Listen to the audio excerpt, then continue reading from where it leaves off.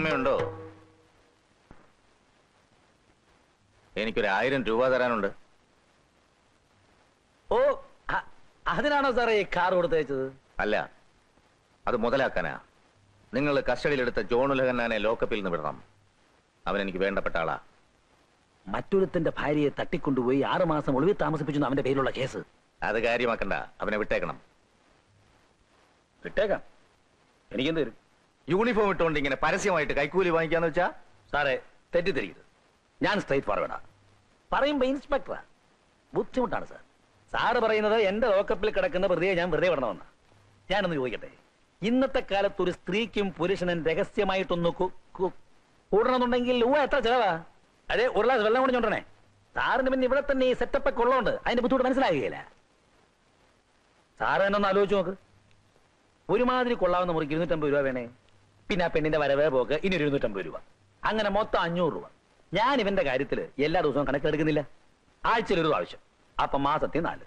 6 മാസം ആകുമ്പോ 24. 500 24 12000 രൂപയാണ് അവൻ എന്റെ യൂണിഫോമിന്റെ പച്ച മുതലായി കൊണ്ടിരിക്കുന്നത്. പിന്നെ എനിക്കൊരു 5000 രൂപ എന്താ കുഴപ്പമുള്ളത്? 1 മിനിറ്റ്. സർ, വെള്ളം ഇവിടെ പറഞ്ഞിട്ടുണ്ട്. അത് തന്നെ ഇത്. അതിനേക്കാൾ നല്ലതാ. യൂണിഫോം ഇട്ട കഴുതേ നമുക്ക് പലതിനും പ്രയോജനപ്പെടുത്താം.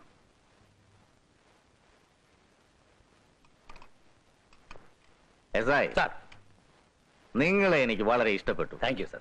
പോലീസുകാരനായാലും ഇങ്ങനെ വേണം, എല്ലാം തുറന്നു പറയണം. ഞാൻ അപ്പോഴേ പറഞ്ഞില്ലേ സാർ, ഞാൻ സ്റ്റേ ഫോർവേഡാ. നിങ്ങൾക്ക് ഇപ്പൊ എന്താ വേണ്ടത്? സാർ, എന്റെ വീട് പണിഞ്ഞവന്മാരെ പറ്റിച്ചു സാർ. ഇപ്പൊ മഴ പെയ്യുമ്പോ സർവത്ര ചോർച്ചയാ. എനിക്കതൊരു എക്സ്റ്റൻഷൻ പണിയണം. അതിന് എത്ര രൂപ വേണ്ടി വരും? അതിപ്പോ എത്ര രൂപ വേണമെന്ന് ചോദിച്ചാല്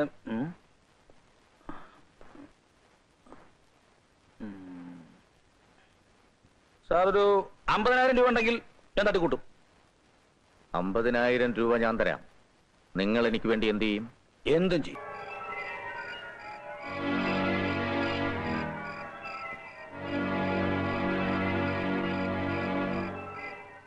ഞാൻ പറയുന്നത് വ്യക്തമായിട്ട് മനസ്സിലാക്കണം. ഞാൻ ഫിറ്റാണെന്ന് വിഷമിക്കണ്ട. ഇവിടെ എനിക്കറിയാം. എന്ത് വേണേ പറഞ്ഞോ. ഈ വീട്ടിൽ നിന്ന് ഒളിവിൽ പോയ പെൺകുട്ടിയെ കണ്ടുപിടിച്ചു തരണം. അവളോട് പോയി അത് കണ്ടുപിടിക്കാനാ നിങ്ങളോട് ആവശ്യപ്പെടുന്നത്. ആ പറഞ്ഞത് കറക്റ്റ്. അതിനുവേണ്ടി നിങ്ങൾ യൂണിഫോം ഉപയോഗിക്കണം, ബുദ്ധിപരമായിട്ട്. അതെനിക്ക് മനസ്സിലായില്ല. ഒരു ഇൻസ്പെക്ടർ എന്നുള്ള നിലയ്ക്ക് നിങ്ങൾക്കുള്ള എല്ലാ അധികാരവും ഉപയോഗപ്പെടുത്തി നിങ്ങൾ അവളെ കണ്ടുപിടിക്കണം. കേസ് ഫയൽ ചെയ്യാനോ റെക്കോർഡാക്കാനോ പാടില്ല. ഞങ്ങളിപ്പോ നിങ്ങളോട് രഹസ്യമായി ഇടപെടുന്ന പോലെ നിങ്ങൾ അവളെ രഹസ്യമായി ഞാൻ കേൾപ്പിച്ചു തരണം. മിസ്റ്റർ ജഗന്നാഥൻ, എനിക്ക് ആ പെൺകുട്ടിയുടെ ഫോട്ടോ ഒന്ന് കാണണം. അതെല്ലാം കാണിച്ചു തരാം. വാ, നിക്ക്, കഴിക്കട്ടെ. കഴിക്കുന്ന കാണുന്നില്ലേ?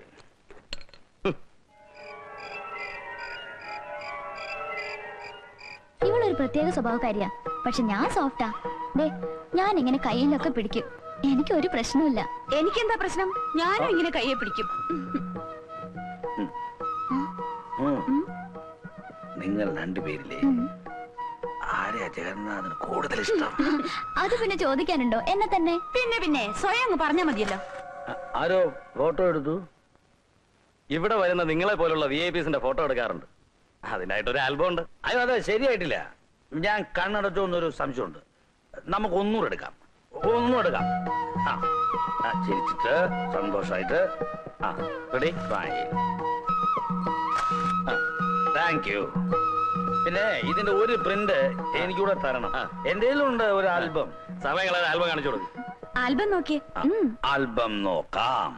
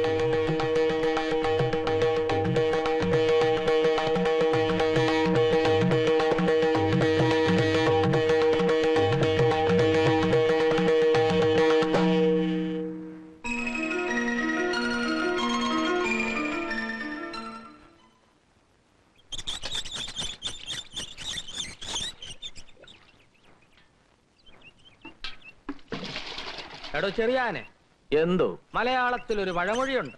എന്നതാ? എല്ലാവരെയും കുറച്ചു കാലത്തേക്കും കുറച്ചുപേരെ എല്ലാ കാലത്തേക്കും അല്ലാതെ എല്ലാവരെയും എല്ലാ കാലത്തേക്കും പറ്റിക്കാൻ പറ്റിയല്ല.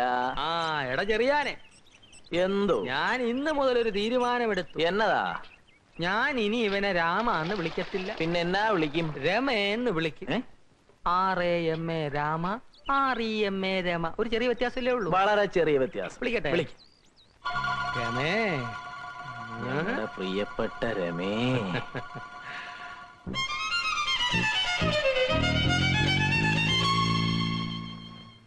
പിഷാരടി, ഞാനാണ് പറഞ്ഞതെന്ന് പറയല്ലേ. അയ്യര് വെറുതെ ഇരി. ഇത്രയും ദിവസം ഒരു 3rd ക്ലാസ് ബ്രോക്കറെ പോലെ എന്നെ കൊണ്ട് വാതില് പൂട്ടിച്ച് അകത്തിരുന്ന് സൂചിച്ചിട്ട് രണ്ടിനെയും വറുത്തെടുക്കും ഞാൻ. ഇവനെന്തിനാ രാവിലെ ഇരുന്ന് മോങ്ങുന്നത്? അവനോ? ഏതവൻ? രാമൻ. എടാ ചെറിയാനെ, എന്തോ? നിനക്കൊരു കഷ്ണം കേക്ക് കിട്ടിയാ നീ എന്ത് ചെയ്യും? നമ്മൾ 3 പേരും കൂടെ കഴിയും. പിന്നെന്താ എവനൊരു കഷ്ണം കേക്ക് കിട്ടിയപ്പോ നമ്മൾ ഒറ്റപ്പെടുത്തുന്നത്? കേക്കല്ല കോപ്പ്. തന്നെ മനസ്സിലിരിക്കുന്ന എന്താന്ന് വെച്ചാ പറ പിഷാരടി. മനുഷ്യന് വേറെ ജോലിയുണ്ട്. നമ്മൾ 3 പേരും കൂടി ചേർന്നാണല്ലോ രാമൻ ഇവിടെ ജോലിക്ക് നിർത്തിയത്. ഞങ്ങൾക്ക് വേണ്ടിയാണല്ലോ നീ അവനെ മുറി കിടത്തി കഷ്ടപ്പെടുന്നത്. ഇന്ന് മുതൽ നീ കഷ്ടപ്പെടണ്ട. അവൻ ഞങ്ങളുടെ 2 പേരെ നടുക്കിടന്ന് സുഖമായിട്ട് ഉറങ്ങിക്കോളൂ. അല്ല, അവൻ എന്റെ മുറി കിടക്കുന്നോണ്ട് എനിക്ക് യാതൊരു വിഷമമില്ല. ഞങ്ങൾക്ക് വിഷമമുണ്ട്. എന്നാ ഇന്ന് മുതൽ അവനെ പിടിച്ച് നിങ്ങളുടെ കൂടെ കിടത്തിക്കോ.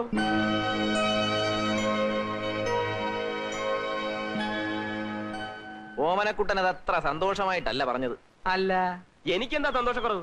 പക്ഷെ ഒരു കാര്യം, അവനൂടെ സമ്മതമാണെന്ന് ചോദിക്കണം. എന്തായാലേ എന്ന് പറഞ്ഞാൽ അതിനെപ്പറ്റി പറയുകയാണെങ്കിൽ ആ, അത് പിന്നെ നമുക്ക് ചോദിക്കാം, ഒരു ഇത് വാ. അല്ല പോയോ.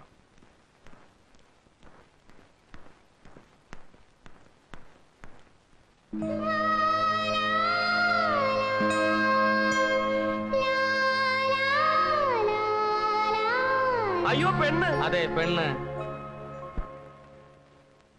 നീ ഇപ്പോഴാണോ അറിയുന്നത്? അതെ, ഇത്രയും ദിവസം എന്റെ മുറി കിടന്നിട്ട് ഞാൻ പോലും അറിഞ്ഞില്ലല്ലോ. ഞാൻ എന്തൊരു മണ്ടനാ. ഓമന കൂട്ട തമാശകളാ. കാര്യം പറ. ഞാൻ കാര്യമായിട്ടാ പറയുന്നത്. ഒരു പെണ്ണാണെന്ന് അറിഞ്ഞാൽ ഞാൻ എന്റെ മുറി കിടത്തോ പിഷാരടി? നമുക്കൊരു അഭിമാനമില്ലേ? അല്ലെങ്കിൽ തന്നെ ഇവൻ പറയുന്ന നേരാണോ? ഇവൻ നിന്നെ പെണ്ണായിട്ട് ആദ്യം കാണുകയാണോ? അത് ഞാൻ പറയില്ല. നിങ്ങളിൽ ആര് പറയുന്നതാ ഞങ്ങൾ മണ്ടന്മാര് വിശ്വസിക്കേണ്ടത്? അത് ചേട്ടൻ പറഞ്ഞിട്ടുണ്ട്. എന്ത് പറഞ്ഞിട്ടുണ്ട്? മുറി നടന്ന കാര്യം പുറത്ത് പറയരുതെന്ന്. അയ്യോ, പറഞ്ഞിട്ടുണ്ടോടാ? പറഞ്ഞിട്ടുണ്ടെന്നല്ലേ പറയുന്നത്. ചേട്ടൻ പറഞ്ഞാ നീ പറയോ? പറയും. ചേട്ടൻ പറ. എന്തോ പറയാനാ? പറയണ്ട കാര്യം എന്നാ പറ.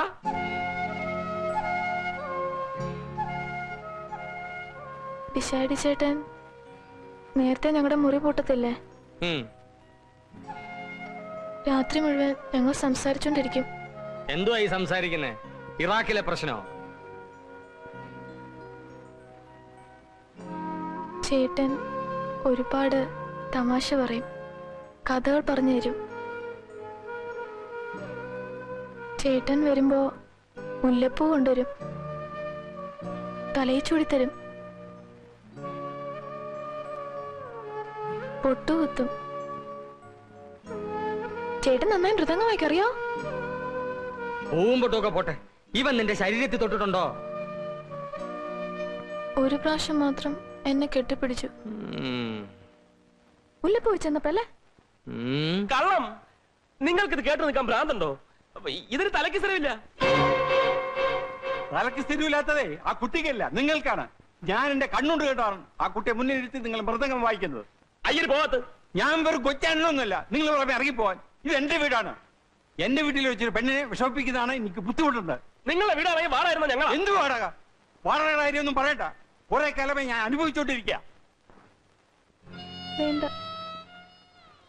നിങ്ങൾ നല്ല സ്നേഹത്തിൽ കഴിയണം. ഞാൻ കാരണം നിങ്ങൾ വഴക്കിടണ്ട. ഞാൻ പൊയ്ക്കോളാം.